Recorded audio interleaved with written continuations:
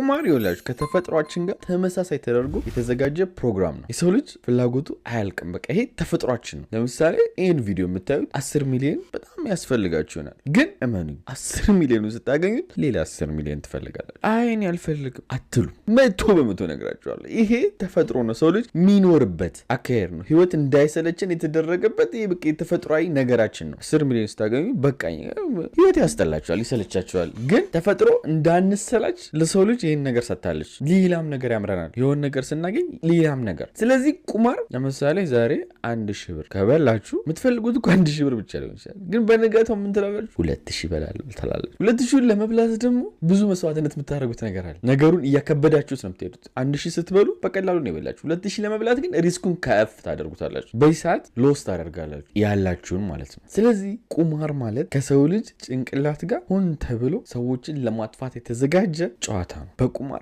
መቼም አታሸንፉም። እንዳልኳችሁ ሄዳችሁ የሆነ ሰዓት ቁማሩ ይበላችኋል። የሚበላችሁም ተፈጥሮ ነው፣ ማቆሚያ ስለሌላችሁ ነው። ቁማሩ ቢከፍላችሁ እንኳን እኛ ሰዎች በቃኝ ስለማንል እና ባካችሁ ቁማር በቻላችሁት አቅም ራቁ። ይሄንን አውቃችሁ ማለት ነው። መቼም በቁማር ሰው አትሆኑም። ብዙ ታሪክም ፈልጋለሁ። በቁማር ስኬታማ የሆኑ ሰዎችን ለእናንተ ለመስራት ግን የለም። አስቡት፣ ከዚህ ሁሉ ቢሊየን ህዝብ አንድ እንኳን የለም። ስኬታማ የሚሆኑት ቁማር ቤቶቹ ናቸው።